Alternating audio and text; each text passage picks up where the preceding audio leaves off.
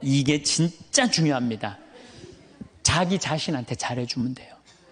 제가 지난번에 화나십니까 해도 가장 중요한 게 뭐야? 자기 자신한테 잘해주면 돼요. 여러분, 우리 자매님들 이 얼굴 화장할 때 어떻게 해요? 화장하는데 얼마나 많은 걸 발라요. 이 화장할 때 기본 클렌징 크림으로 이거 닦아내고, 기본적으로. 그렇죠? 폼 클렌징으로 또 닦아내고. 예. 그 다음에 이제 스킨 바르고, 로션 바르고, 아스트리젠트로 모공 이렇게 닫아주고. 얼마나 많이 얼굴에다 발라요. 그 다음에 영양크림 바르고, 아이크림 바르고, 비비크림하고, 그 다음에 콤팩트로 막 분칠하고. 요즘은 또 이게 하나로 거의 나온다며요. 이제 콤팩트 분 바르고 나면 이제 기본 섀도우 하기 전에 눈썹도 그려주고, 눈두덩이는 또 너무 진하게 바르면 귀신 것처럼 보니까 연한 색으로 발라줘요. 연한 색으로. 눈두덩이 화장할 때. 눈 위아래로 이렇게 포인트 찝어주고, 아이라이너 눈가 이렇게 싹 올려주고, 그 다음에 눈 밑에 스모키 화장하고, 마스카라하고, 루즈 바르고, 볼 터치하고, 그 다음에 요즘은 이제 파이트라고 여기다가 이렇게 쫙 해줘야지 콧날이 오똑하게 보인다고 그래. 그러면 이제 끝나는 거, 화장이. 아니, 얼굴 하나에도 그렇게 많은 걸 여러분들 해주는데, 얼굴 하나에도 그렇게 많은 걸 해주는데, 여러분들 영혼을 위해서, 영혼이 외롭지 않기 위해서, 영혼을 위해서 뭘 해야 될 것 같아요? 많이 해줘야 돼요. 그래서 피정도 좀 다니고. 그렇죠? 오늘 이렇게 강의 오니까 많이 배우잖아요. 그러면은 영혼아, 너 많이 지쳤으니까 오늘 저 서원동에서 피정한다니까 가자. 그래갖고 좀 좋은 강의도 좀 듣고. 자기 육신을 위해서도 그렇게 수많은 걸 쳐 바르는데, 아니 자기 영혼에, 자기 자신한테 그렇게, 우리는 자기 자신한테 너무 함부로 대한다는 얘기죠. 그래서 여러분들 고생 많이 했잖아요. 30년, 40년, 50년 동안 애 많이 쓰고 살지 않으셨어요? 그러면은 자기한테 잘해줘야죠. 저는 저한테 잘해줘요. 저는 저한테 정말로 잘해줘요. 왜? 내가 지금 1년에 이제 365일 중에 330일을 강의를 다니잖아요. 얼마나 피곤해요. 그래서 나는 뭐 맛있는 거 있으면은 정말로, 나는 회를 참 좋아하거든요. 베네딕토 회 먹고 싶냐? 가자, 내가 사줄게. 그럼 난 내가 가서 내가 사준다니까요. 누가 사줘, 나를. 마누라가 있어, 자식이 있어. 난 내가 사줘요, 정말로. 그리고 저는 내가 사주는데 혼자 먹기 뻘쭘하잖아요. 그러니까 난 본당 신부 때도 회장단들 다 불러요. 그리고 다 내가 내요, 돈. 다 내가 내요. 강사료 많으니까. 뭐해? 돈 가지고 친구 사귀는 거예요. 다 내가 내요. 우리 동창 신부들 중에서도 어디 모임에 가면 내는 신부가 있어요. 그 신부들 외롭지 않아요. 안 내는 놈들이 외로운 거야. 안 내는 놈들이. 우리 제일 그 뿌리무스 신부가 아주 사람이 좋아요. 근데 그 형님은 어디 가면 자기가 다 내요. 맛있는 것도 다 사고. 그분은 외롭지 않아요. 나는 내가 내요. 교우들한테 난 안 얻어먹어요. 다 내가 내요. 그래도 난 이제까지 손해본 적 한 번도 없어요. 왜? 이게 언제 돌아오느냐면 내 영명 죽일 때 다 돌아와. 내 영명 죽일 때 다 돌아와.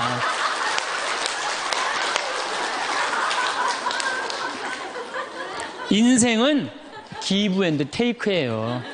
내가 줄 때 내가 받는 거지, 내가 안 쓰면은요, 난 외로운 거예요. 그래서 나눌 줄 알아야 돼, 나눌 줄. 그래서 자기한테 잘해주라는 거예요. 내가 외롭기 싫으면요, 봉사활동을 하세요. 여러분들, 왜 나 찾아오는 사람 하나도 없지? 여러분들이 찾아가시면 되잖아요. 그렇죠? 중증 장애자들 시설에 가보세요. 여러분들 도움 필요한 사람들 참 많습니다. 고아원회를 가든지 양로원을 가든지 우리가 할 수 있는 일이 너무너무 많아요. 성당에서도 내가 집 밖에 안 나가면 외로울 수밖에 없어요. 단체에 가입을 하세요. 레지오 가입하면 얼마나 좋아요. 가갖고 거긴 봉사활동도 일주일에 1시간, 2시간 나가게 돼 있잖아요. 의무적으로. 그거 얼마나 좋아요. 근데 이 레지오 갔는데 너무 마음에 안 들어. 그 단원들이. 그럼 옮기세요. 다른 레지오로. 거기서 괜히 머리 터지게 싸우지 말고. 다른 레지오로 옮겨요. 그 레지오도 갔는데 거기도 마음에 안 들어. 그러면 성가대로 옮겨버려요. 성가대로. 성가대 갔는데 거기도 사람들이 날 안 받아들이고 내가 왕따 당하는 것 같아. 그럼 연령회로 옮기세요. 연령회로. 연령회를 갔는데 거기도 마음에 안 들어. 그러면은 정신병원에 한번 가보세요. 정신병원에. 그거는 아주 심각한 문제가 있는 거니까. 오늘도 황창현 신부님의 말씀을 통해 행복한 노후를 위한 해안을 얻어가시길 바랍니다. 황창현 신부님의 행복 특강 바로 시작하겠습니다. 누구나 다 외로워요. 여기 계신 분들 중에 안 외로우신 분은 한 분도 없어요. 근데 자기가 지금 외로운 사실을 깨닫지 못하면 그게 병이 되는 거예요. 그 외로움을 치유를 해야 되거든요. 근데 우리가 외로움은 결국은 어디서 오느냐? 결국은 식구, 가족이 해체됐기 때문에, 가정이 해체됐기 때문에 외로움이 있는 거예요. 아니 그냥 엄마, 아빠, 자식, 아들, 딸들이 서로 사랑한다면은 외로울 게 뭐 있어요. 그래서 이제는 정말로 사랑 충만한 엄마, 아버지, 하느님 아버지가 예수님을 사랑하고 예수님은 하느님 아버지를 사랑해서 인류 구원을 이루었듯이 우리들도 정말로 아버지가 잃었던 자리를 찾아와야 돼요. 자식들도 정말로 부모를 사랑하고. 그렇다면 이제는 오늘 이 시간은 그러면 외로움을 극복할 수 있는 구체적인 방법에 대해서 말씀을 드리도록 하겠습니다. 첫 번째, 우리가 사람한테 기대했다가 배신당하는 경우 많습니다. 그렇죠? 그리고 우리가 외로울 때 누구 앞에 나서야 되느냐? 역시 하느님 앞에 가야 돼요. 예수님, 아까 잠깐 노래하는데 나 너희를 떠나지도 않으리라, 나 너희를 버리지도 않으리라. 그 노래 하셨죠? 네, 정말로 예수님은 나를 떠나지도 않고 버리지도 않아요. 제가 중학교 2학년 때, 중학교 1학년 때 조금씩 뼈가 아프더라고요. 그냥 무릎도 아프고 뭐 이 팔도 아프고 뼈가 아프더라고요. 나는 뼈가 아픈 이유가 내가 너무 돌아다녀서 난 아픈 줄 알았어요. 우리 어머니 말씀에 의하면은 태어나서 걸어 다니기 시작하면서부터 돌아다녔대요, 제가. 정말로 제가 많이 돌아다닌 거예요. 정말로 제가 생각해도 우리 어머니가 해가 떨어지기 전까지 내가 집에 들어온 적이 없다는 거예요. 그렇게 돌아다녀서 너무 돌아다녀서 뼈가 아픈 것 보다 그렇게 생각을 했었어요. 근데 중학교 2학년 때 6월 2일 날이에요. 까먹지도 않아요. 아침에 일어나려고 했는데 몸이 안 일어나지더라고요. 딱 보니까 팔도 안 움직여지고 다리도 안 움직여진 거예요. 병원에 가봤더니 루마티스 관절염이라는 거예요. 그래갖고 내가 움직이질 못했어요. 6개월 동안 밥도 이 손이 오므라져야지 밥을 먹죠. 걸어 다니지도 못하고. 그래서 학교를 2년을 못 다녔어요. 2년. 총 고등학교 1학년까지 3년을 못 다녔어요. 학교 못 다닐 때 제일 부러운 게 누구냐? 가방 들고 학교 가는 애들이 제일 부러워요. 그럼 아침에 걔네들은 학교 가고 어쨌든 공부를 하든 하루 종일 놀다 오잖아, 학교 가서. 근데 나는 아무도 내 말을 들어주는 사람도 없고 말할 때도 없고 너무 고독한 거죠. 그 외로움이 뭔지를 저는 너무 어렸을 때 알은 거죠. 그래서 해 뜨는 게 싫었어요. 왜냐면 뭐 친구가 있어야지. 난 또 수다 떨기 무지하게 좋아했는데 이 수다 떨 놈이 있어야지. 학교 가고 친구가 없는데. 그래서 저는 아침에 해가 뜨면은 어디로 출근을 했느냐면 성당으로 출근을 했어요. 남들은 다 학교 갔지만은 나는 성당이 가까우니까 성당 가서 앉아 있는 거예요. 성당 앉아 있으면 이제 십자가에 계신 예수님한테 말을 걸기 시작하는 거죠. 거기 왜 매달려 있느냐. 그 어린 나이에. 그럼 뭐 나 얘기할 사람이 누가 있어요? 아무도 없잖아요. 그러다가 또 예수님하고 얘기하다가 지치면은 오르간 노래하고, 그러다 또 성당 의자에서 자고, 그럼 오후 4시 되면은 나는 또 집에 오는 거예요. 그러니까 나한테 내 인생의 학교는 성당이 학교였어요. 그리고 내 선생님은 누구였느냐? 예수님이 선생님이었어요. 근데 처음에는 그게 기도인지 몰랐어요. 그냥 예수님하고 얘기하는 거예요. 나 오늘은 어떻고 저떻고. 근데 그게 어느 날은 1시간도 짧고 어느 날은 2시간도 짧고 어느 날은 10시간 앉아있어도 시간 가는지 모르는 거예요. 어떨 땐 사람하고 얘기하기 싫고 누구하고만 얘기하고 싶어? 예수님하고만 얘기하고 싶은 거예요. 그러면서 중학교 2학년, 3학년, 고등학교 1학년 내내 성당에서 지낸 거예요. 내내. 그런데 이제 내가 이제 몸이 아프니까 사람들은 뭐 병신이다, 학교를 안 다니니까 폐륜하다, 뭐 또 그냥 비가 오는 날은 그냥 길에서 쓰러지니까 무슨 저기 쓰러지면 막 간질이다, 뭐 별 소리를 다 했죠. 나를 두고. 참 괴롭더라고요. 근데 성당에 와서 예수님한테 하면은 참 예수님은 비밀도 잘 지켜줘. 예수님은 사람들한테 얘기하면 막 이 사람 저 사람한테 내 얘기 퍼뜨리고 그러잖아요. 예수님은 한번 말하면요 남한테 말을 퍼뜨리질 않아요. 예수님은 얼마나 말하기가 좋아요. 그러니까 내 그 가장 외로운 시기에 내 동반자는 누구였느냐? 예수님이었어, 예수님. 그러니까 시간이 지나면 지날수록 내가 누구한테 나의 삶을 의지하고 내 외로움, 고독의 시간에 나와 함께 해줬던 분이 누구였느냐? 예수님이었다는 거죠. 여러분들도요, 인생 살아가면서 어려울 때 있어요. 그런데 엉뚱한데 무당한테 가서 의지하지 말고, 다른 데 가서 의지하지 말고, 내 얘기 언제나 24시간 들어주는 누구한테 의지하면 돼요? 예수님한테. 예수님은 언제든지 날 받아주신단 말이에요. 그리고 나 같은 인간을 어떻게 예수님이 받아줄까 걱정하지 마세요.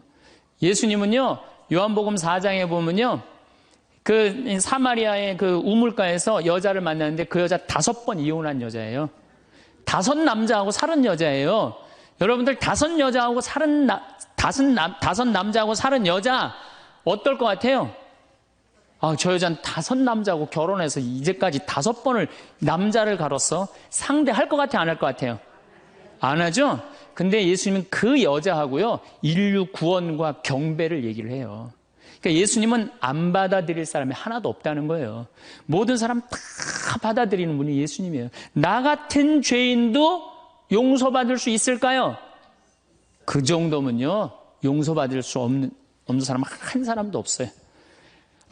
마르코복음 5장에 보면은 예수님이 회당장 야이로의 딸을 살리러 가요. 근데 당시 유대에서 회당장이라고 그러면은 종교, 교육, 예배, 재판권을 다 가지고 있는 사람이에요. 회당장은 대단한 권한을 가지고 있는 사람이야. 근데 그 딸이 막 죽으려고 그래. 근데 예수님은요, 성서에 보면 어린 나이한테 꼼짝 못 하시는 분이 예수님이에요. 참 어린 나이 좋아하세요. 근데 어린아이가 죽으려고 그러니까 예수님 바삐 가고 있었어요. 예수님 막 사람들 막 뭐 주위에 많은데 그냥 그 딸을 살리러 간단 말이야. 그런데 예수님이 바삐 가는데 한 여자가 있었어요. 이 여자는 12년 동안 하혈을 한 여자예요. 12년 동안. 당시 유대에서 여자가 피를 흘린다, 그럼 7일 동안 부정하다고 그랬어요. 그리고 피를 흘리는 여자 몸에만 닿아도 저녁까지 부정하다고 그랬어요. 더욱이 레위기 15장에 보면은 여자가 피를 흘리는 내내 부정하다고 그랬어요. 이 여자는 몇 년 동안 피를 흘리냐면 12년을 피를 흘렸어. 그러니까 12년 동안 사람 취급 못 받은 여자예요. 더욱이 이제 내가 이제 병을 고치려고 있는 돈을 누구한테 다 탕진했어? 의사한테 다 탕진하고 돈도 한 푼도 없지. 12년 동안 부정한 여자지. 그리고 이 여자 몸에만 닿아도 부정하다고 사람들이 이 여자 근처에도 안 간 거야. 근데 이 여자는 정말 이제 낫고 싶은 거야. 너무너무 낫고 싶은데 예수님이라는 분이 저분은 나를 고쳐줄 거라는 믿음이 있었던 거죠.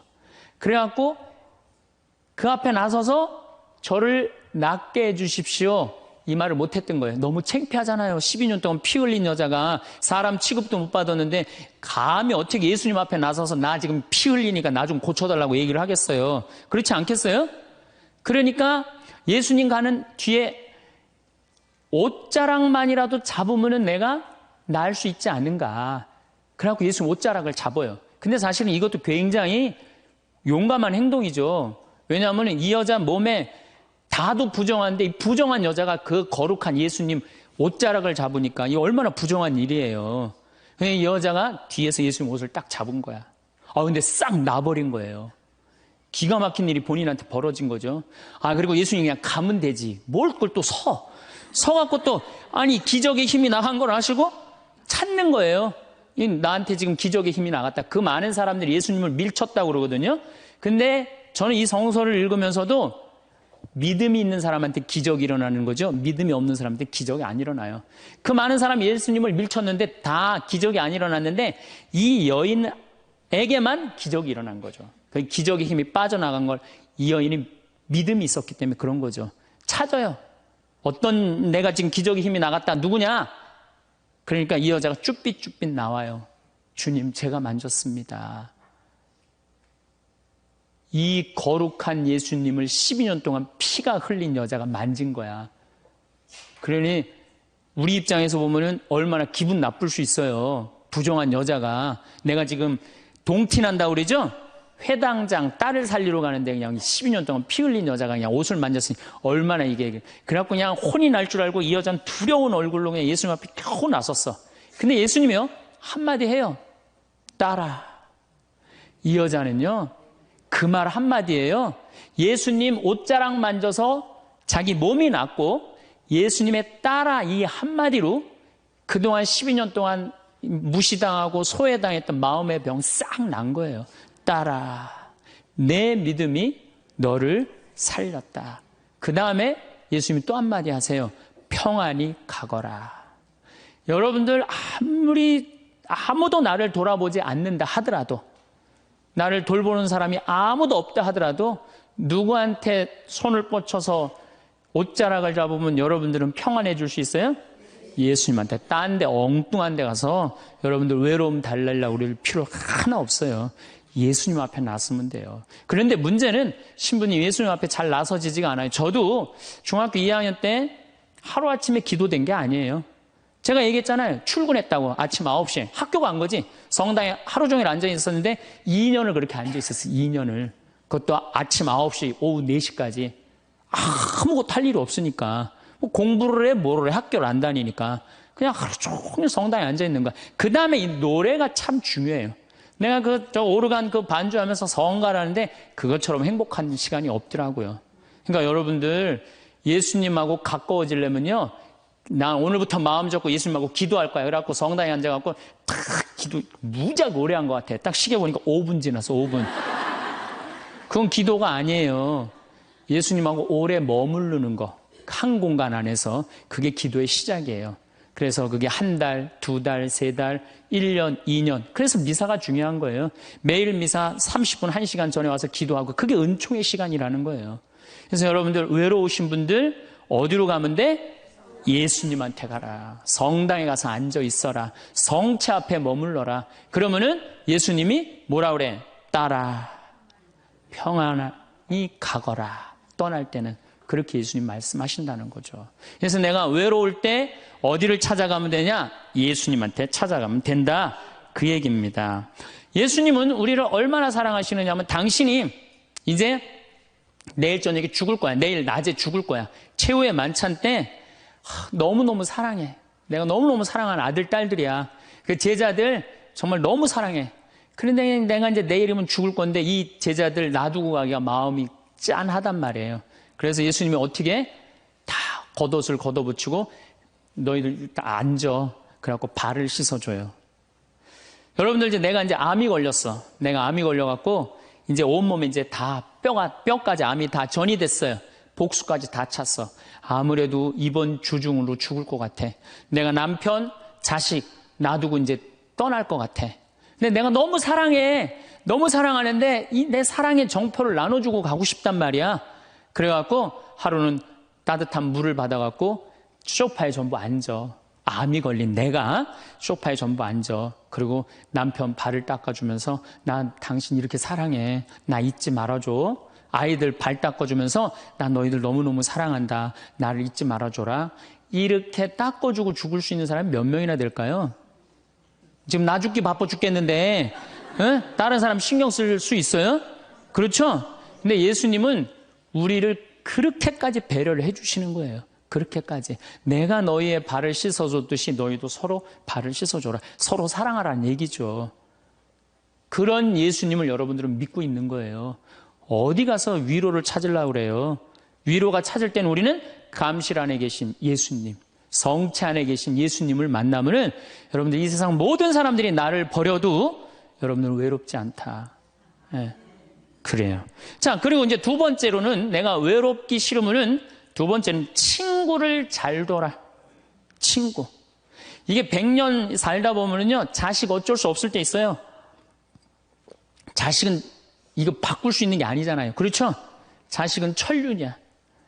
뭐, 어떻게 해, 자식. 근데 어떤 내가 할머니들 강의에 자식 어떻게 낳느냐고 그러니까 밑으로 낳았다고 그래요. 밑으로. 밑으로 놓은 자식을 어떻게 바꿔? 밑으로 놓은 자식을. 남편도요, 말씀드리지만은 지금 60에 바꿔봤자 그게 그거예요. 60에 바꿔봤자. 그런데 친구는 내가 선택할 수 있어요, 없어요? 친구는 그리고 친구는 이런 이 많은 분들 여기 지금 계시잖아요. 그럼 그 중에 정말로 괜찮은 사람이 눈에 띄어요.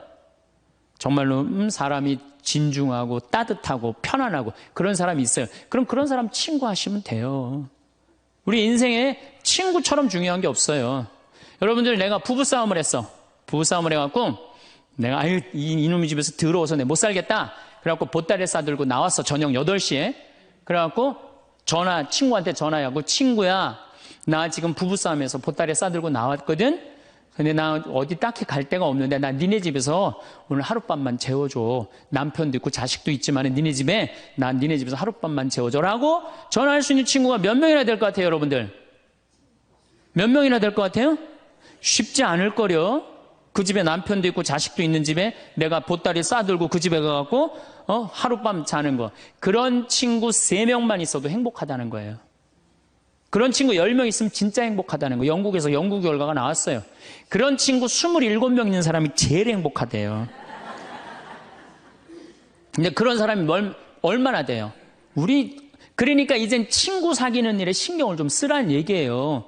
저는 내가 이렇게 강원도 평창에서 이제 서울 쪽으로 강의 나올 때 늦게 끝날 때가 있어요. 그럼 나는 내 동창 신부 집에 가서 자요. 그럼 참 고마운 게, 동창 신부 집에 가면 동창 신부가 자기 안방을 내줘요. 너 여기서 자라고. 아니야. 나는 뭐 자고 갈 건데. 그러면은 그 동창 신부가 뭐라 그러냐면은, 너는 멀리 강의 다니니까 편안하게 자. 나는 맨날 여기서 자니까 마루에서 자도 돼. 그리고 자기 안방을 내주는 내 그런 친구들을 보면은 난 너무너무 행복한 거. 그런 친구가 있는 게.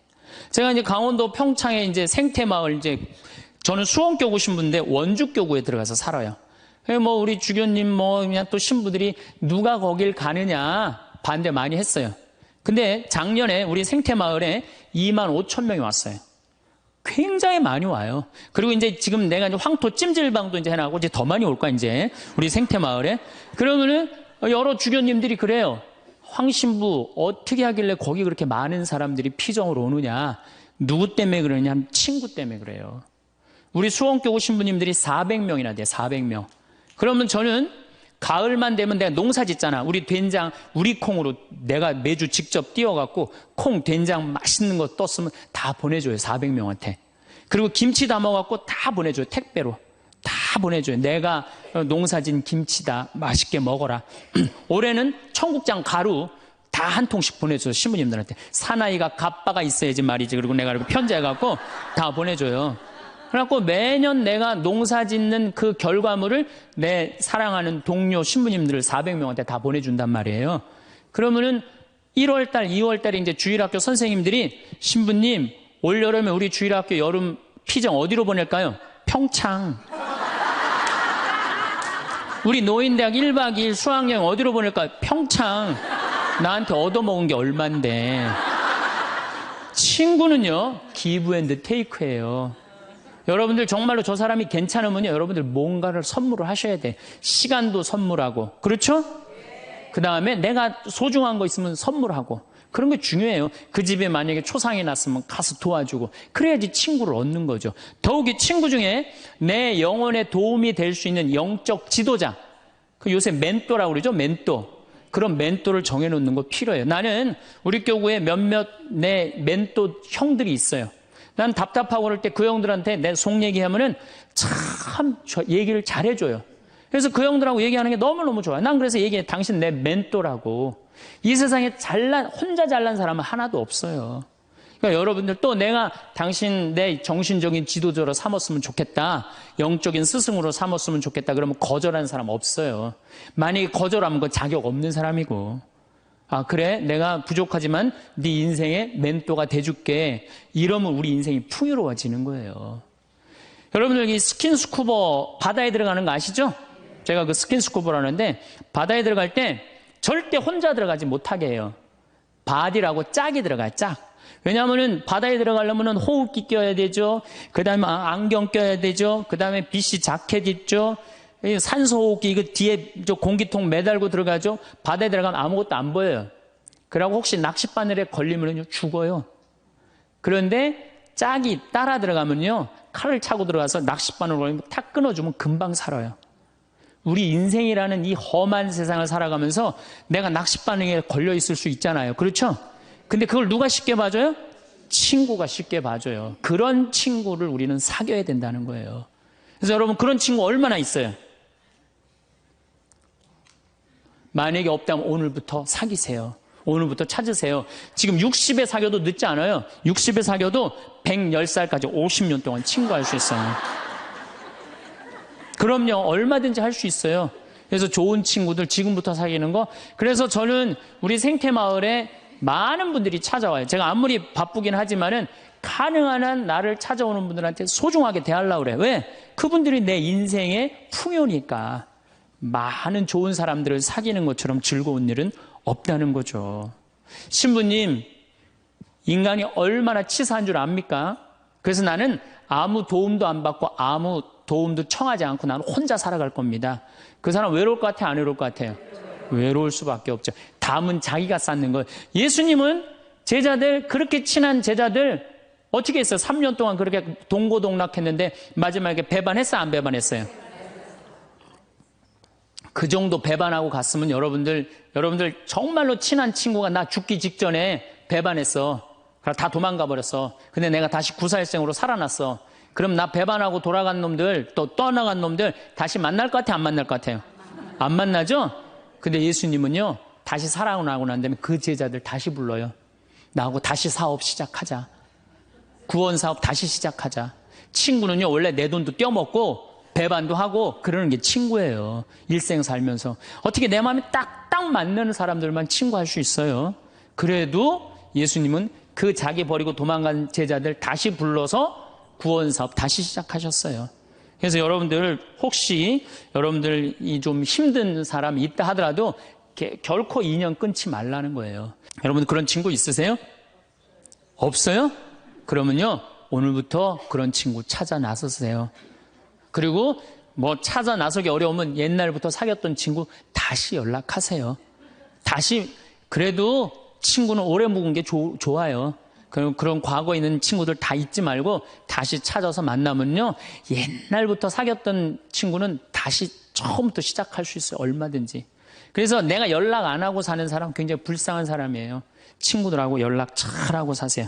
그 유한진 씨가 질환지교를 꿈꾸며라는 이 조그만 글을 써놨는데 이건 참 유명한 글이죠. 참 좋은 것 같아요. 제가 읽어드릴게요.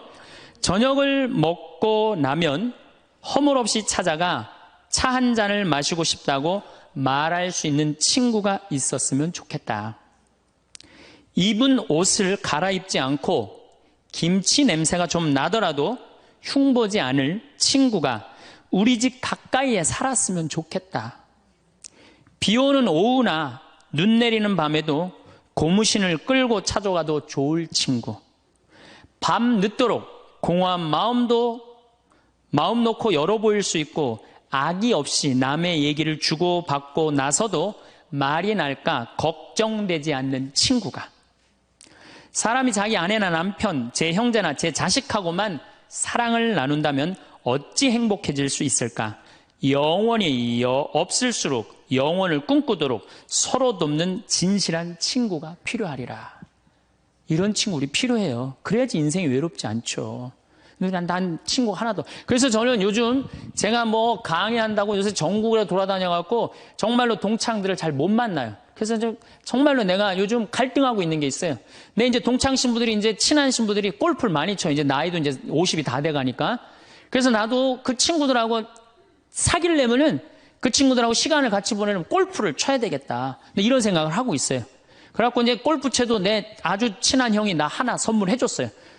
골프채를 선물해줘갖고 이제 골프를 쳐야 되겠다 마음을 굳게 먹고 있는데 이놈은 강의가 너무 많아갖고 나는 골프를 간절히 치고 싶어요. 골프를 치고 싶어서 치는 게 아니고 내 친구들하고 어울리고 싶어서 치고 싶어요. 근데 그냥 지금 바빠서 지금 못 치고 있는데 내년에는 어떻게 해서든지 한번 내가 쳐보려고 그래요. 이제 누구 때문에? 친구 때문에. 친구는요 그런 얘기 있죠. 나이를 먹으면 먹을수록 친구 돈으로도 사라는 거예요. 돈으로라도. 나이를 먹으면 여기 나이 드신 분들 입은 다물고 지갑은 열으라고 그러잖아요. 그래갖고 젊은 사람들 친구 많이 사귀는 것도 중요한 거예요. 그냥 안 쓰고 그냥 가만히 뒷방에 그냥 끌어안아갖고 돈 많이 남겨놓으면요 자식들 서로 싸우기나 해요. 그러니까 여러분들 마음껏 쓰시다가 그리고 돌아가시는 게 훨씬 나은 거예요. 그렇다면 이제 첫 번째는 우리가 하느님한테, 예수님 앞에 나설 때 외롭지 않아요. 두 번째는 친구가 중요해요. 친구를 많이 사귀어두세요. 세 번째는 내가 외롭기 싫으면요, 봉사활동을 하세요. 여러분들, 왜 나 찾아오는 사람 하나도 없지? 여러분들이 찾아가시면 되잖아요. 그렇죠? 중증 장애자들 시설에 가보세요. 여러분들 도움 필요한 사람들 참 많습니다. 고아원회를 가든지 양로원을 가든지 우리가 할 수 있는 일이 너무너무 많아요. 성당에서도 내가 집 밖에 안 나가면 외로울 수밖에 없어요. 단체에 가입을 하세요. 레지오 가입하면 얼마나 좋아요. 가갖고 거긴 봉사활동도 일주일에 1시간, 2시간 나가게 돼 있잖아요. 의무적으로. 그 얼마나 좋아요. 근데 이 레지오 갔는데 너무 마음에 안 들어. 그 단원들이. 그럼 옮기세요. 다른 레지오로. 거기서 괜히 머리 터지게 싸우지 말고. 다른 레지오로 옮겨요. 그 레지오도 갔는데 거기도 마음에 안 들어. 그러면 성가대로 옮겨버려요. 성가대로. 성가대 갔는데 거기도 사람들이 날 안 받아들이고 내가 왕따 당하는 것 같아. 그럼 연령회로 옮기세요. 연령회로. 연령회를 갔는데 거기도 마음에 안 들어. 그러면은 정신병원에 한번 가보세요. 정신병원에. 그거는 아주 심각한 문제가 있는 거니까. 하지만은 어쨌든 내가 어떤 단체에든 내가 가입을 하고 봉사활동을 하기 시작하면요, 외로움은 훨씬 덜한 거예요. 내가 담을 쌓아놓고 내가 바깥에 나가지 않기 때문에 외로운 거지, 우리 도움을 필요로 하는 사람들이 얼마나 많은데요. 그래서 세 번째, 외롭기 싫으면은 봉사활동을 하거나 단체에 가입을 해라. 네 번째, 외롭기 싫으면요, 잘 놀아야 돼요. 참 중요한 겁니다. 잘 노르셔야 돼요. 하느님 6일 일하고 7일째 쉬셨어요? 안 쉬셨어요? 예수님 노는 거 참 좋아하신 분이에요. 예수님 항상 어울려 다니기를 좋아하셨어요. 어울려 다니길. 항상 잔치집, 집집마다 그냥 돌아다니면서 그냥 잔치집마다 가서 축하해주고, 혼인집에 가서 축하해주고. 예수님 참 잘 노르셨어요. 그리고 예수님은 그 12제자 친구들하고 노는 걸 참 좋아하셨어요. 그러니까 우리가 노는 게 중요해요. 그래서 여러분들도 잘 노세요. 저는 내가 골프는 아침부터 저녁까지 시간을 버야 돼서 그렇지만 잠깐은 잘 놀아요. 전 뭐 야구장도 좋아하고, 제가 지난번에 미국에 강의를 갔는데 그 바쁜 스케줄 중에서도 뉴욕에 강의를 갔는데 내가 거기서 부탁한 게 하나 있어요. 뭘 부탁했느냐면 뉴욕 양키즈 야구장 가고 싶다고. 그래서 아예 한국에서 떠나기 전에 예약을 미리 해놨어요. 그래갖고 뉴욕 양키즈 그 강의 끝나고 가서 야구 구경했어요. 근데 그날 마침 박찬호 선수가 공 던지러 나왔더라고요. 그래서 내가 그거 보고 사인볼도 받아왔다니까요. 그 바쁜 와중에도. 그래서 저는 스킨스쿠버 하죠. 볼링 하죠. 야구장 구경 가는 거 좋아하죠. 바빠요. 노느냐고 바빠요. 외로울 시간이 어디 있어요. 그러니까 여러분들도 제발 많이 놀 수 있는 걸 찾으세요. 신부님 무슨 돈으로? 애 휴학시키고 그 돈 가지고 놀아요. 괜히 그냥 애 그냥 힘들게 그냥 공부도 못하는 거 그냥 대학 나와도 취직도 안 되는 대학 괜히 돈 쏟아붓지 말고 그 돈 가지고 애하고 여행이나 다니는 게 훨씬 나을 수도 있어요. 어떻게 보면은. 그래서 잘 놀아라. 다섯 번째, 우리가 외롭기 싫으면 수다를 떨어라. 수다. 말을 하고 살아야 돼요. 근데 우리는 말 못하게 하잖아요. 침묵은 금이다. 그러죠? 근데 제가 오늘 이 말을 바꿀게요. 침묵은 우울증으로 가는 지름길이다. 사람은요, 속에 있는 얘기를 하고 살아야 돼요. 이걸 자꾸 쌓아놓으면요, 우울증에 걸려요. 우울증에. 그래서 내가 본당 신부할 때 교우들이 모여갖고 수다 떨 때 누구 수다 떠는 게 제일 좋아요? 본당 신부 흉보는 게 제일 좋잖아요. 막 나 흉보다가 걸려도 난 뭐라고 안 그래요. 왜냐하면 사람은요, 다 뒷담화 까게 돼 있거든요. 네. 누구를 해도. 그럼 그거 뭐 노할 필요가 뭐 있어요. 그냥 걸려도 내가 계속 수다 떨으라고 그래. 그럼 우리는 누구 수다 떨면서 살아요? 주교님 욕면서 살아요. 주교님 수다 떨면서. 우리 요새 우리 주교님은 그냥 너무 좋으시고 착하셔갖고 별로 수다 떨 일이 없어갖고 별로 재미가 없지만은 그래도 이 사람은요, 말을 하고 살아야 돼요. 말을 하고. 그래서 그러니까 친구가 중요한 거, 수다 떨 친구가 중요한 거죠. 내가 이렇게 우리 교구 신부들 연수회 가면은 참 얘기하는 게 즐거워요. 신부들하고 같이. 그 같은 생각을 가지고 같은 삶을 지향하는 사제들하고 수다 떠는 게 얼마나 즐거워요. 그래서 여러분들도 여러분들하고 같은 생각을 가지고 있는 사람들하고 뭘 해라? 수달 떨어라. 수달 떨어라. 여섯 번째, 외롭기 싫으면 공부하세요. 외롭기 싫으면 공부하세요. 저는 요즘 하는 영어 외우는 걸 공부를 해요. 재밌어요. 혼자 있으면은 뭐 토익, 토플 그냥 나는 아까 말씀드렸지 난 학교를 안 다녀갖고 영어를 잘 못해요. 지금 이 나이에 먹어갖고 영어 공부하는 재밌더라고요. 아주 시간 가는 줄 몰라요. 하루에 한두 시간 금방금방 지나가요. 여러분들도 한자, 삼천자 그거 1급, 2급, 3급, 4급, 5급 시험 있다며요. 그래갖고 삼천자 지금 공부하면은 그거 한두 달 금방금방 가요. 외로울 시간이 어딨어. 꼭 아무것도 안 하는 사람들이 외롭다는 거 가만히 있으면서 외롭다고 그래요. 그 다음에 일곱 번째 외로우면은요 운동하세요. 운동. 헬스 1시간 하면요 시간 금방 가요. 수영 1시간 해도 시간 금방 가요. 저는 요즘은 이제 조금 하여튼 건강에 문제가 있어갖고 그 가격한 건 못하는데 내 방에서 이제 자전거 타요. 자전거. 특히 산에 다니는 건 참 좋은 것 같아요. 산에. 산이야말로 이제 제가 좀 이따 말씀드리겠지만 우리를 자유롭게 해주는 공간이에요. 우리나라도 요즘 또 둘레길, 올레길, 길을 얼마나 잘 만들어 놨어요. 그런데 돌아다니기만 해도 시간 충분하죠. 거기다가 친구. 만약에 친구 없으면 묵주 들고 다니면 되잖아요. 네? 묵주 들고 다니면 되잖아요. 그 외로울 시간이 어디 있어요. 여덟 번째, 외롭기 싫으면은 웃어라. 웃음은 제가 보기에는 우리 인생을 타파하는, 어려움을 타파하는 가장 좋은 약입니다. 여러분들 막 웃을 때 아이고 배야 그러고 웃을 때 많죠? 아이고 배야 막 배를 움켜쥐고 웃을 때 장이 움직인대요. 그럼 그 장이요 장약 100번 먹는 것보다 낫다는 거예요. 여러분들 아까 오전에 제 강의 들으면서 많이 웃었죠? 배고파서 안 배고팠어요? 배고팠죠? 그만큼 웃는 게 좋은 거예요. 성모님은요, 내 영혼이 주님을 찬송하며 내 마음, 주님 생각, 내 마음 기뻐 뛰노나이다. 항상 기쁨이 중요한 거예요. 그러니까 웃으면 행복해지게 돼 있어요. 그런데 제가 어딜 강의를 다녀도 내 강의에 안 웃는 사람이 있어요. 인상 딱 쓰고 2시간 내내. 그분은 외로운 거예요. 외로운 거예요. 여러분들 주위에 이렇게 친구들 중에 대화하는데 안 웃고 인상 딱 구기고 가만히 있는 친구 보면 나중에 그 친구 딱 나타나면 어떻게 해요? 전부 다 흩어져요. 흩어지고 그 친구 5m 옆으로 다 떠나요. 그리고 다시 그 친구를 빼고 무리가 형성이 돼요. 무슨 얘기냐? 여러분들이 다른 사람한테 마음을 열고 반짝반짝 웃어줄 때 여러분들 행복할 수 있다는 거예요. 제가 예수 마음 피정이라는 걸 한번 가봤는데 참 좋더라고요. 여러분들도 그런 피정도 지금 저쪽 어디 일산 쪽에서 그런 피정이 있거든요. 우리나라의 좋은 피정들 주보에 보면 얼마나 많이 나와요. 그렇죠? 그러면 야 영혼아 너 30년 40년 동안 너무너무 힘들게 살았으니까 내가 너 이번에 피정 시켜줄게. 가자. 그래갖고 등록하세요. 그래서 갔다 오세요. 우리 생태마을도 생태피정이라는 게 있어요.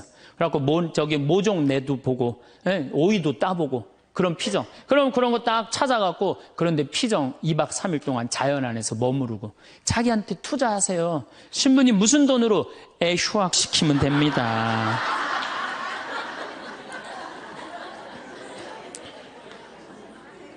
열 번째, 제일 중요합니다. 계속 중요하죠. 열 번째, 외로움을 즐길 줄 알아야 돼요. 그렇게 온갖 행동을 다 해도 인간은 어쩔 수 없이 혼자예요. 어쩔 수 없이. 내가 아무리 많은 사람 속에 있어도 혼자 있는 시간은 그건 어쩔 수 없어요. 그렇죠? 그러면 그 혼자 있는 시간을 자기가 즐길 줄 알아야 돼. 그걸 막 어떻게 주체를 못하면 안 되고 혼자 있는 걸 즐길 줄 알아야 돼. 이 혼자 있는 걸 즐길 줄 아는 분이 누구였느냐면 예수님이에요. 예수님. 예수님 철저하게 외로움을 즐길 줄 아십니다. 예수님 구원 사업 시작하기 전에 40일 동안 단식하세요. 광야에 나가갖고 혼자 40일 동안. 그래서 여러분들도 이제 한 60년 이렇게 애썼으면은 40일 동안 보따리 싸들고 어디 광야에 가갖고 탁 좀 자기가 혼자 머무를 줄 알아야 돼. 자기 여행도 가고 아니면은 그 각 수도원이나 뭐 피정집들 많잖아요. 그런 데 가고 혼자 내가 이제까지 살아온 거 한번 쭉 글 쓰면서 내가 이제까지 태어나서 지금까지 아팠던 일, 즐거웠던 일, 행복했던 일 쫙 적어보고 앞으로 또 한 30, 40년 또 있는 인생 어떻게 살 거냐, 뭘 하고 싶어. 요즘 뭐 텔레비전에 뭐 남자가 죽기 전에 뭐 해야 될 101가지 뭐 이런 게 있잖아요. 그럼 나는 내 인생에 남은 건 뭘 할 건가? 혼자 그런 시간을 가져야 된다. 예수님은 구원 사업 시작하기 전에 바로 40일 동안은 혼자 머무르셨다는 거예요. 그리고 예수님 마르코복음 1장에 보면 전도 여행 시작하기 전에 예수님 혼자 계세요. 다음 날 새벽 아침 캄캄할 때 예수님께서는 일어나 외딴 곳으로 나가셔 그곳에서 기도하셨다. 구원 사업 시작하기 전에 예수님이 하시는 건 뭐야? 조용히 일찍 일어나갖고 외딴 곳에 가서 기도하시는 거예요. 혼자 머무르는 걸 두려워하지 않으셨다는 거예요. 그러니까 여러분들도 혼자 있는 시간을 두려워하실 필요 하나가 없어요. 예수님은 굉장히 고독하셨어요. 그러나 그 고독을 이겨내는 방법을 아셨죠. 예수님은 제자들을 뽑으실 때도 루카복음 6장 12절에 그 무렵 예수님께서는 기도하시려고 산으로 나가시어 밤을 새우며 하느님께 기도하셨다. 그리고 날이 새자 제자들을 부르시어 그들 가운데 12를 뽑으셨다. 이 제자들 뽑는 일 정말로 예수님 인생에 중요한 거였거든요. 그렇게 중요한 예수님이 정말로 제자들 뽑으면 밤을 새워서 기도했다는, 밤을 새워서. 여러분들 밤 새워서 기도하신 적이 얼마나 되세요?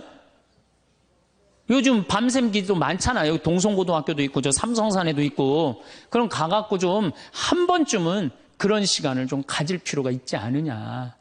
그래서 혼자 머무르는 걸 두려워하지 마시고 혼자 머무르는 걸 즐길 줄 알아야 된다는 얘기죠. 우리 주님께서 그렇게 하셨잖아요. 우리 주님께서. 그리고 예수님 마태복음 5장에 5천 명을 먹이신 대단한 기적을 하세요. 예, 하지만 기적 후 예수님은 군중을 돌려보내신 뒤 예수님께서는 따로 기도하시려고 산에 오르셨다. 그리고 저녁 때가 되었는데도 혼자 거기에 계셨다. 저녁 때가 돼도 어디 머무르는 걸 좋아하셨어요? 산에 머무르는 걸 좋아하셨다는 거예요. 그래서 여러분들 가능하면 산에 많이 다니세요. 돛 닦는 사람들은 산에 가서 닦는 거 원래. 돛 닦는 사람들은. 그래서 우리 절은 다 어디가 있어요? 산에 있잖아요. 돛 닦는 거. 근데 꼭 여러분들은 뭐 산에 들어갈 수는 없으니까 매일 산에 오르시는 거. 시간 많잖아요. 우리 할머니들 했던 뭐해? 아무것도 할 일 없죠? 네. 그래갖고 우리 할머니들 나한테 그런 소리 하는 할머니들 많아요. 신부님 잠이 안 와요. 당연히 잠이 안 오죠. 아침에 일어나고 그냥 하루 종일 쭈그리 앉아갖고 텔레비전만 계속 한 번도 안 움직이고 텔레비전 계속 보고 있는데 잠이 오겠어요? 저녁에 잠이 안 오는 거. 움직이라는 거예요. 산에 가서. 관악산, 이거 가깝잖아요. 관악산에 올라가고 꼭대기 올라가고 그 밥도 공짜로 주잖아요. 절에서. 네. 딱 거기 올라갔다 외로울 시간이 어디 있어요. 저는 제가 강원도 평창 생태마을에 들어가서 산 지 6년 돼. 6년이 되는데 사실은 신부는 본당 신부가 최고 행복해요. 제일 행복해요. 그런데 딱 저녁에 뭐 피정을 많이 오지만은 딱 저녁 강의 미사 딱 끝나고 나면 저녁 먹고부터는 아무도 나 찾아오는 사람 없어요. 본당 신부는 저녁에 사목회도 있고 무슨 주일학교들 교사들 뭐 자기 뭐 상담 혼인 상담 뭐 또 이제 장례도 나면 그냥 초상집도 가고 저녁에 외로울 시간은 어디 있어요. 근데 저는 이제 그런 게 아무것도 없으니까 해가 지고 나면요 아무도 날 찾아오는 사람이 없어요. 그리고 우리 생태마을은 불빛이 없어요. 그래갖고 해가 딱 지면은요 깜깜해갖고 바깥에 우리 생태마을을 산책을 하려도 산책을 할 수가 없어. 내 다리가 보여야지 산책을 할 거 아니야. 내 다리가 보여야지. 그래갖고 그냥 저녁에 해만 지면 내 방에 딱 있는 거예요. 처음 한 3개월, 5개월은 힘들더라고요. 혼자 있는 게. 그런데 그게 이제 훈련을 하기 시작했어요. 혼자 있는 시간. 저녁 시간, 운동. 제가 운동하는 거 좋아하니까 운동하고. 그 다음에 저녁 시간 혼자 글도 쓰고. 그래서 책도 2권 썼잖아요. 네, 글도 쓰고. 그 다음에 제가 야구 구경 좋아하니까 텔레비에서 야구 구경도 하고. 성서, 강의 준비. 강의가 너무 많으니까 강의 준비도 하고. 그러니까 저녁에 딱 해가 지면은 이제는 저녁 시간이 나한테 너무 행복한 시간이에요. 혼자 있는 시간이 너무너무 좋은 거예요. 그래서 1년 365일 거의 저 혼자 있거든요. 너무너무 그 시간이 좋은 거예요. 저녁 시간. 야, 강의 끝나면 나 이제 저녁 먹으면 내 방에서 혼자 있을 수 있다. 신나는 거예요. 그리고 또 반욕 있잖아요. 반식욕도 하고 그냥 내 사직 안에 아무도 없으니까 그냥 빨개 벗고 탁 반식욕 쫙 하면 그리고 그냥 거기서 샤워하면서 음악도 듣고 혼자 있는 시간이 참 좋더라고요. 그런 혼자 있는 걸 두려워하면 어떻게 하겠어요? 우리 인간은 어차피 혼자인데, 어차피 혼자 살아가는 존재고, 거기서 내가 고독을 즐길 줄 알고 고독을 통해서 새로운 에너지를 얻을 수 있는 그런 훈련이 돼야 된다는 거죠. 그래서 여러분들도 이 세상에 결국은 나 혼자라는 생각 들 때, 그때가 여러분들이 성장할 수 있는 좋은 시간이에요. 인간은 어차피 외롭거든요. 그 외로움을 잘 극복해가는 게 인간이 성숙해가는 거예요. 그래서 제가 말한 대로 외로움을 극복하느냐고 하느님도 친구도 공부도 그다음에 여러 가지 취미 활동도 봉사 활동도 하다 보면 존재의 충만함을 느껴요. 내 존재가 충만하다. 내 존재가 풍요롭다. 그런 걸 느끼는 사람은 점점 삶의 가치가 올라가는 거죠. 그리고 삶의 가치가 올라가는 사람들은요, 기쁨이 흘러 넘쳐요. 그러면 하느님 굳이 말 안 해도 하느님하고 함께 살 수 있을 거예요. 그래서 여러분들은 결코 예수님이 여러분들을 찾아오신 이유가 있어요. 여러분들 너무 힘들고 어려운 이 세상에 내던져 놓고 난 다음에 마음이 안 된 거예요. 그래갖고 오신 거예요. 그래서 예수님이 여러분들 벗대주시고 여러분들 마음속에서 딸아, 내가 너 사랑한다. 내가 네 발을 씻어주마. 그리고 내가 너를 위해서 십자가에 목숨까지 바쳤으니 온전히 사랑하는 나를 믿고 너희들은 행복하게 살아라. 그런 분이 바로 예수님이에요. 그래서 여러분들 외로움을 잘 극복하셔서 늘 즐겁고 행복하고 하느님께 영광 찬미 드리는 그런 하느님의 아들, 딸들 되시기를 바라겠습니다. 여러분은 어디에서 귀티를 느끼십니까? 외모와 피부톤, 옷차림 등 다양할 것입니다. 그런데 살펴보니 많은 부분에서 돈이 적지 않게 드는 경우가 있습니다. 그러나 결정적인 귀티는 이것과 관련 없는 곳에서 느끼시지 않으십니까? 가진 것이 없어도 귀티 나는 사람의 특징에서도 똑같은 것이 발견됩니다. 가진 것에 많고 적음을 떠나 격을 높이는 방법은 얼마든지 있습니다. 나이가 들어 어린 사람과 어울리고 싶다면 지갑은 열고 입은 닫아라는 격언이 있습니다. 그도 그럴 것이 공감대가 맞지 않다 보니 대화를 해도 서로 재미가 없을 확률이 큽니다. 한쪽은 철없는 대화에 답답함을 느끼고 한쪽은 잔소리 같은 조언에 상처를 받습니다. 그래서 가장 품위 있는 사람의 조건은 입을 닫는 것입니다. 입을 닫아 필요 없는 말을 최소화하는 게 우리에게 이로운데요. 오늘은 가진 것과 상관없이 나이 들수록 귀티나게 사는 비결에 대해 말씀드리려고 합니다. 귀티나게 사는 비결 첫 번째, 거품을 버려라. 흔히 직급이 높거나 명망 있는 사람들은 이름 앞에 휘황찬란한 형용사를 붙입니다. 그들의 노력을 폄하하는 건 아니지만 공적으로가 아닌 사적으로 만나는 우리 입장에서는 어쩌라고라는 생각이 들 수밖에 없는데요. 열심히 노력해서 높은 자리와 명망을 얻었다는 건 알겠지만 그건 가족들이나 친구들에게 자랑하길 바랍니다. 대통령도 사석에서는 그냥 동네 아저씨일 뿐입니다. 그런 직함과 형용사는 사적으로 만난 우리에게 부담을 주고 결국은 자기 자랑하는 동네 아저씨로 보이게 할 뿐입니다. 이런 행동은 귀티와는 거리가 멀어집니다. 반면 감투와 직함을 버리고 이름 석자로 자신을 소개하고 관계를 쌓아갑니다. 그렇게 시간이 흘러 은연중에 흘러나오는 당신의 유능함이 당신을 달라 보이게 만들고 자연스럽게 당신의 직함은 공개될 것입니다. 그럼 당신의 겸손함과 유능함이 당신을 귀티나게 만들게 분명합니다. 귀티나게 사는 비결 두 번째, 품위 있게 말하라. 보통 없어 보이는 사람들은 성격이 다급하여 말을 빠르게 하다가 횡성수설하는 경우가 대부분입니다. 또 어떤 문제에 직면했을 때 책임 회피를 시전하여 환경을 탓하고 사람을 탓합니다. 그러면 잘못을 자책하는 게 아닌 다른 사람들을 질책합니다. 안에서 보이기에는 내 잘못은 없고 너희가 잘못했으니 나는 무결하다고 생각할지도 모릅니다. 하지만 밖에서 보기에는 무례하고 개념 없어 보이기까지 합니다. 말의 힘은 무섭습니다. 부정적인 표현이나 어휘를 자꾸 쓰면 부정적인 사고로 변하고 긍정적인 표현은 긍정적인 사고를 불러온다고 합니다. 자극적인 말과 행동은 순간적으로 다른 사람의 이목을 집중시킬 수 있습니다. 그리고 주장을 관철하거나 힘을 과시할 수는 있습니다. 하지만 자극적이고 과격한 언행이 잦으면 그 사람의 격이 떨어집니다. 마찬가지로 욕이나 상스러운 말, 불쾌한 말투는 직접적으로 사람의 격을 떨어뜨립니다. 그래서 가벼운 사람으로 느껴지고 말에 무게감이 떨어집니다. 귀티가 나는 사람에게서는 평상시 이런 말투를 찾아보기 힘듭니다.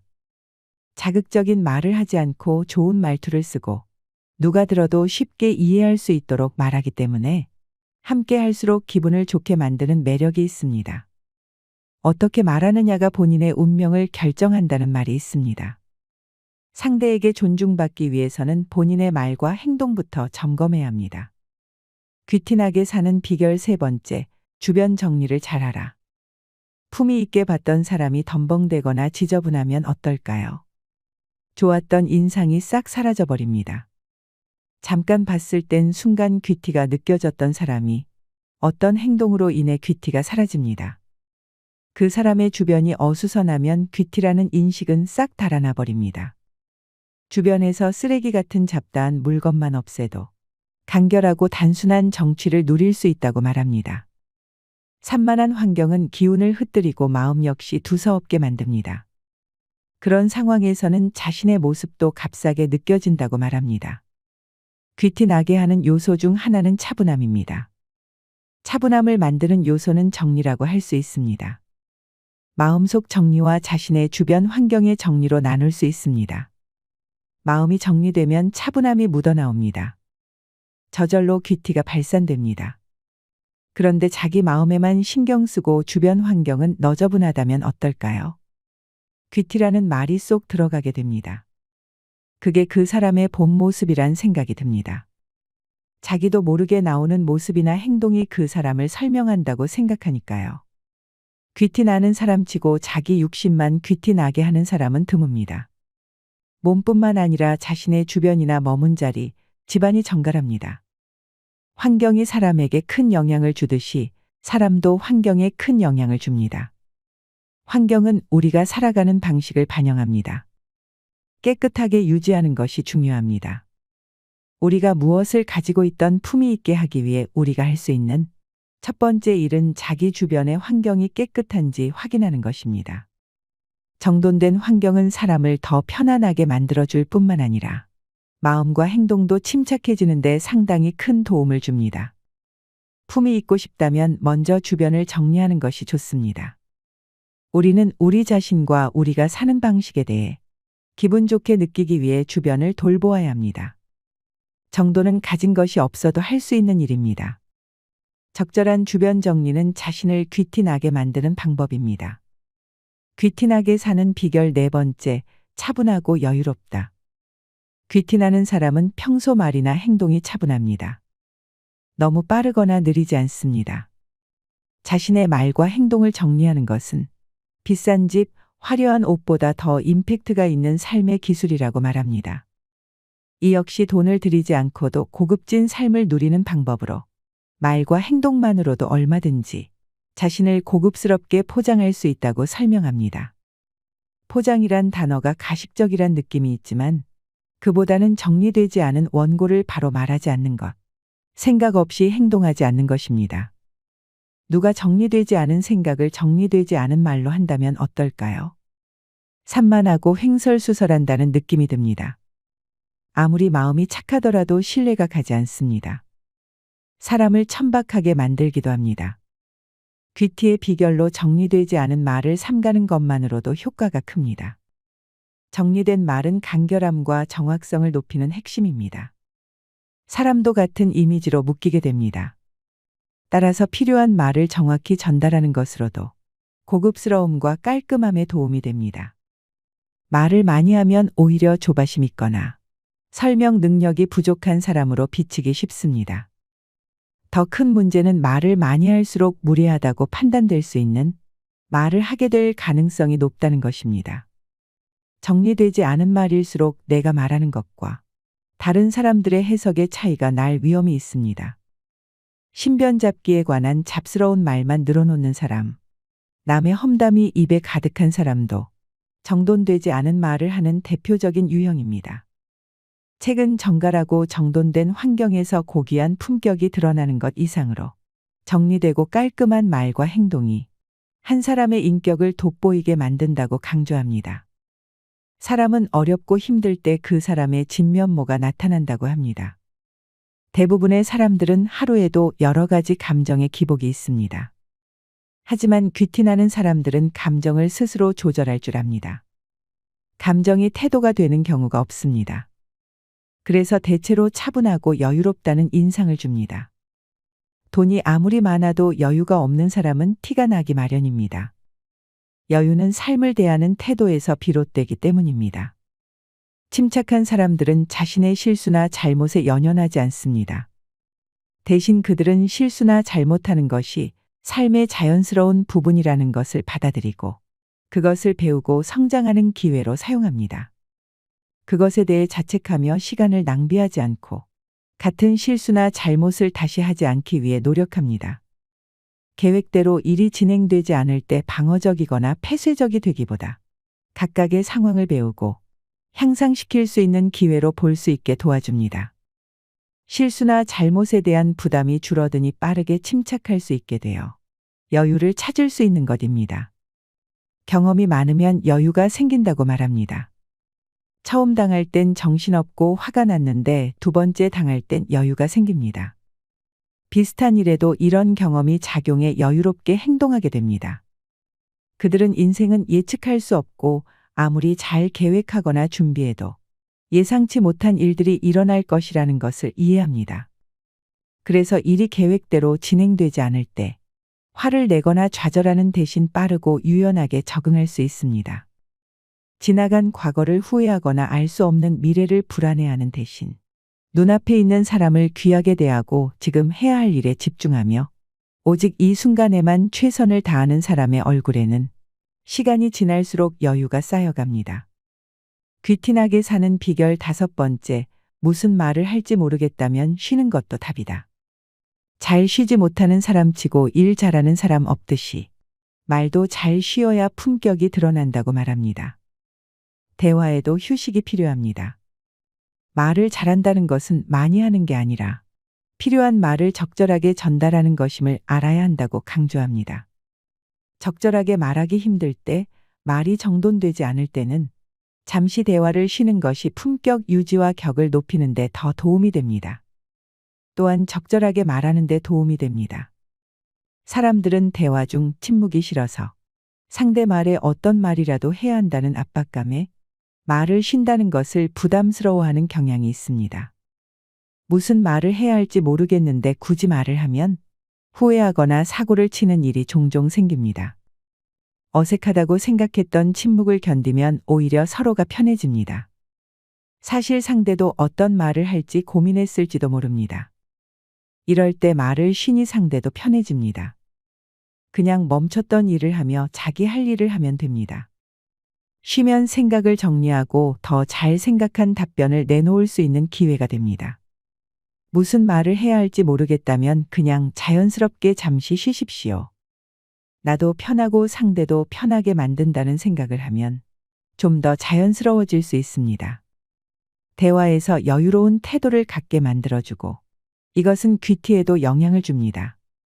주말에 모처럼 쉴 때나 업무가 바쁠 때 핸드폰에서 울리는 단체 대화에 짜증 날 때가 있습니다. 괜히 하고 싶지도 않은 채팅을 하다가 귀찮다는 듯한 태도를 보이느니 아예 대화에 참여하지 않는 것이 낫다고 조언합니다. 할 말이 없는데 굳이 누군가의 대화에 휩쓸리다가는 실수나 하게 된다고 말합니다. 말은 해야겠고 할 말은 생각 안 나고 의미 없는 말, 맞장구 치는 말을 남발하다 실수를 하게 됩니다. 또한 나는 할 말이 없어도 성의껏 한다고 했는데 이것이 누군가의 짜증을 불러일으키기도 합니다. 모바일 채팅에서도 대화와 마찬가지로 정돈된 말을 하고 필요한 말만 하는 것이 좋습니다. 하지만 자신만의 시간을 보내고 싶다면 책이 말하듯 지금 급한 볼일이 있어서 나갈게요. 즐거운 시간들 되세요. 와 같은 메시지를 남기고 나가는 것도 좋은 방법입니다. 특별한 말센스가 없음에도 굳이 이런저런 대화에 무차별적으로 참여하는 우매함을 선택할 이유가 없다고 조언합니다.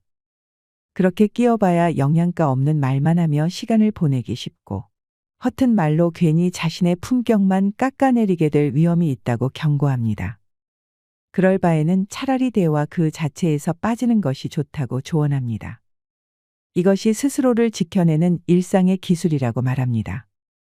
이런 태도야말로 대화에서 끌려다니지 않고 내 자유를 지키는 기술입니다.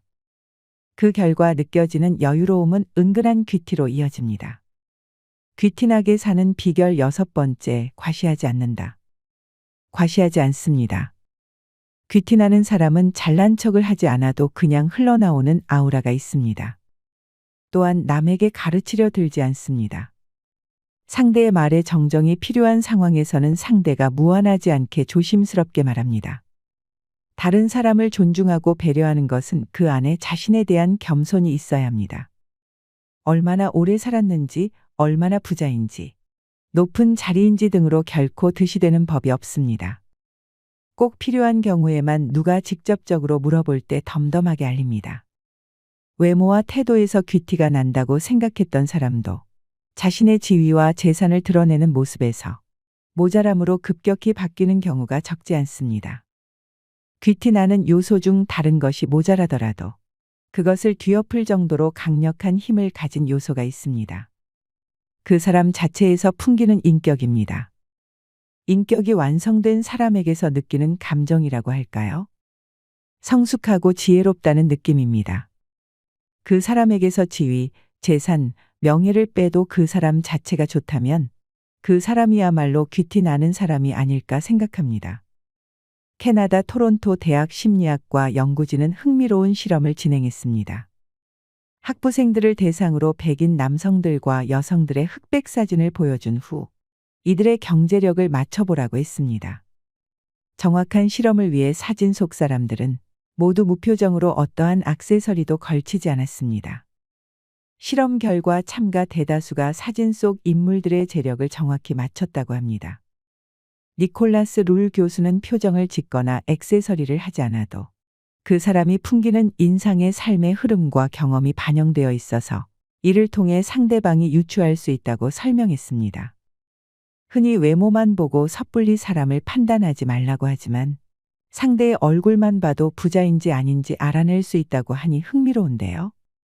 자신이 믿는 애티튜드가 인생을 긍정적으로 만들어준다는 것에 동의하시나요? 행동이 바뀌면 얼굴이 바뀌듯 얼굴이 바뀌면 그에 맞춰 행동도 변한다는 사실도요. 살아온 환경과 살면서 겪은 일들이 그 사람의 인상을 만드는 중요한 요소라는 말입니다. 이 인상은 어떻게 만들어지는 걸까요? 반드시 거쳐야 하는 한 가지는 바로 마음입니다. 내 마음이 어떻게 받아들이느냐에 따라 인상이 변합니다. 매사 부정적이거나 스트레스가 생겼을 때 조절하는 것이 습관이 되면 인상은 점점 더 나빠질 것입니다. 반면 긍정적으로 생각하거나 스트레스를 줄이는 방법을 터득한다면 결과는 달라집니다. 귀티를 낼 수 있는 구체적인 3가지 방법이 있습니다. 첫 번째, 학습입니다. 긍정적인 생각을 하는 법, 반듯한 자세를 취하는 법, 호감 가는 말투로 말하는 법, 명상 등으로 마음을 챙기는 법을 배우시면 목표를 이룰 수 있습니다. 둘째, 운동입니다. 꾸준히 운동을 하는 것은 생각보다 사람의 고급스러움과 귀티에 큰 영향을 줍니다. 생기 있는 피부를 만드는 것에도 좋지만 건강 유지와 스트레스 해소에도 도움을 줍니다. 또한 운동을 통한 크고 작은 성취감과 자신감은 눈빛으로 나타납니다. 그 사람의 건강 상태나 컨디션 그리고 스트레스 정도 등 많은 것이 표정이나 태도를 통해 드러나게 되고 꾸준한 운동은 겉으로 드러나는 표정이나 눈빛, 그리고 그 사람의 감정 상태에 긍정적인 영향을 주기 때문에 운동을 꾸준히 하는 것만으로도 큰 차이를 느낄 수 있습니다. 이처럼 나이 들수록 사람 자체의 격차를 벌리게 만드는 것이 있습니다. 바로 자기 관리하는 사람과 아닌 사람의 차이입니다. 특히 자기 관리하는 사람은 정신과 삶을 대하는 자세를 건강하게 유지할 수 있습니다. 무기력에 쉽게 빠지지 않고 극복도 더 빠릅니다.